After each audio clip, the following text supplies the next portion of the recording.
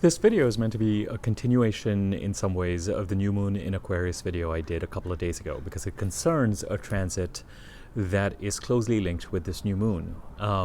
Both the Sun and Mercury are currently in Aquarius, and once you're done with this video, if you haven't seen the new moon in Aquarius video, it'll be a good thing for you to take a look at or reference when you have time.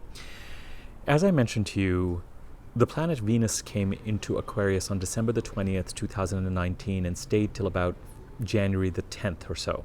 January the 13th, I think, to be precise, and may have brought certain opportunities or opportunities for relationships to the surface based on where Aquarius sits in your chart, which house it occupies and what that house stands for. I'm going to talk a little bit about the sign of Aquarius in a second, so if you don't know your chart or don't have that information in front of you, then bear with me for a few minutes and I will get into the more general energies of the Mercury and Aquarius transit. And then, as I mentioned, on January the 16th, Mercury came into Aquarius, the planet of communication, and on January the 20th, the Sun came into Aquarius, and on January the 24th, so within a week of Mercury coming in, we had the new moon in Aquarius. So if opportunities were brought to you between December the 20th, but particularly the first couple of weeks of January, the thinking, writing, processing, mental, trying to make sense of things, whether to commit to something or not, whether to work on something or not, energy, came into play after January the 16th. And the new moon a couple of days ago gives us the impetus now to get moving on things. However, because Mercury came in 4 days before the Sun and is still very, very close to the Sun, when a planet is close to the Sun, in certain schools of astrology, it is considered combust. It doesn't have power, it does not have light, because the Sun is so bright that it robs the planet of its energy and its power. What I'm going to say is, if you're in a place where these opportunities have come through for you end of December, but especially first couple of weeks of January, and if since January the 16th you've been grappling with trying to mentally make sense of things and rationalize them, and your mind is trying to catch up with everything that is going on around it and make sense of it, which is what the mind does, and it's not quite happening that way. It leads to a certain amount of confusion and should I, shouldn't I, and I don't know, but what about this and what about that? Trust that over the next week or so this will become clearer and clearer. Mercury is still moving pretty fast. It goes retrograde on February the 17th, but it's not really slowing down quite yet. And as it moves forward, it's going to clear the Sun more and more mental clarity. I was going to say mental peace and mental calm. We can't always promise that, but mental clarity around these opportunities will appear. By February the 3rd, Mercury will be out of Aquarius and in Pisces. It's going to come back briefly into Aquarius when it's retrograde. So some of these relationship things or opportunities aren't quite done yet and are still being processed. But as you head towards February the 3rd, I suspect that you will certainly, and even as this week goes on, you will have greater clarity and know what to make peace with and where to allow there to be a certain amount of confusion or uncertainty. But you might find yourself in a place where you're certainly ready to make some decisions and process things a lot more clearly and without the kind of confusion and anxiety that a combust Mercury creates. Okay? So, to summarize Mercury's transit in Aquarius, opportunities brought by Venus between December 20th, 2019 and January the 13th go through since January the 16th till February the 3rd, a rationalization, a documentation, a processing, a mentally making sense of what has come through and what to act on and what not to act on, and how to make sense of opportunities that have come up in January so far. If after January the 24th, there's a bit of a pressure and impetus to start moving on things, but things still feel confusing and there's still a sense of the brakes being put on things as you're trying to make sense of them, then know that this is part of the astrological weather. And as this week moves on, you will become clearer about what to write, what to put in writing, where to get clarity, what to sign, what not to sign. Indeed, when it comes to signing things, I would try to get things that you need signed by February the 10th at the latest. To some extent, as I said, once Mercury goes retrograde and then dips back into Aquarius at the end of February and in March, even in March, certain things may come up for revisiting or re-looking at. But let me not confuse you further at what is a somewhat confusing time. And it's not really, it may not be, it's just a question of feeling the need to move but not knowing how or why or where. This all will become clearer as the week goes on.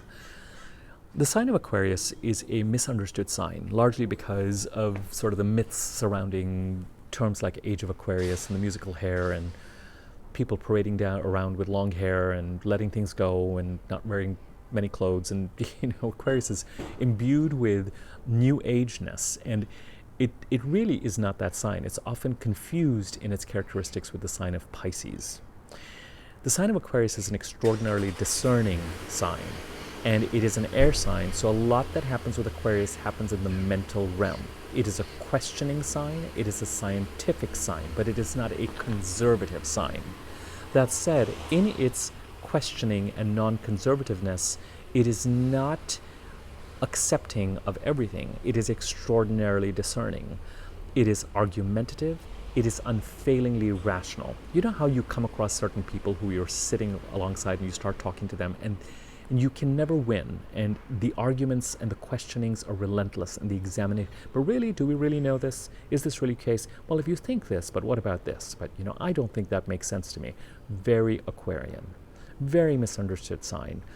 It's a sign that is ruled by Saturn, and along with the other sign ruled by Saturn, Capricorn, it has a severity to it. It has a butter doesn't melt quality to it. It has a sense of discrimination to it.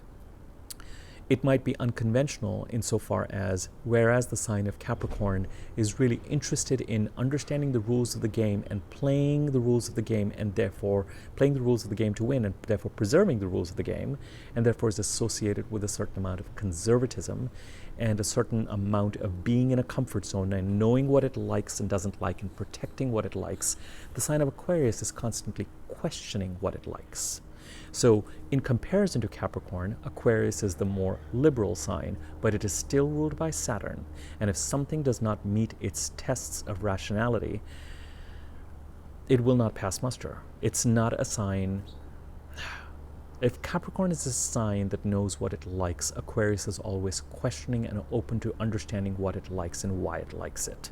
So if Capricorn, for example, is a sign of conservatism and therefore of conventional marriage, Aquarius could be the sign of non-monogamy, but not from a place of let's let it all hang out and anything goes and we don't care about consequence, but more from the standpoint of, are human beings meant to be monogamous? Let us look at the facts and let us look at the data. And if something does not make sense, no matter how conservative or liberal, it will not pass muster. And if the final decision of the scientific inquiry into anything is, well, this can't be true and this must be true, that is what gives Aquarius this kind of liberal quality of constantly examining everything that is put in front of it and seeing this unconventional reputation. But the lack of convention does not come from rebellion. It comes from exactly the opposite. It comes from discernment, measurement, calculation, argument, rationality, not emotional rebellion. Okay? When Mercury is in Aquarius, it is actually relatively happy here. And it could be that when it comes to the opportunities that are coming up, they have an unconventional nature, or if you are thinking of acting on them, it could be that part of what is creating a certain amount of confusion is that whatever is being presented to you is out of the ordinary. So if you're signing a contract, it may not be a usual or a typical contract.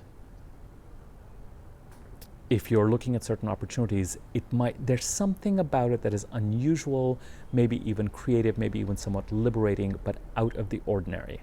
And that would be very, not only Aquarius, but very Mercury in Aquarius. Don't assume that if, for example, you're looking at a job opportunity, it is going to be altogether completely conventional. If you think that certain steps 1 through 10 need to be followed for a job opportunity, it could be that under Mercury in Aquarius, you have to examine why those 10 steps need to be there and throw certain rules out the window in order to be, in Aquarian terms, innovative, unconventional, but for good reasons. Why should I do what has always been done? Why should this look like what is always? So if you're in a place where you're questioning things because they don't look comfortable, examine them and see whether the attachment to the status quo or the comfort zone makes sense or doesn't make sense, and indeed leaves room for something truly creative. Okay, I will leave it at this. Feel free to subscribe to my channel. If you are interested, click on the bell icon next to the subscribe button to be notified when I do new videos. Share this video if you found it useful. As I said, this video builds on the new moon in Aquarius video, and I'll put a link to that once I'm done processing this video. Feel free to like the video, share it, comment on it. Send me an email if you're interested in private readings or learning about rates or getting an easy to read version of your chart, and I will leave it at that. Back again in a few days. Thanks.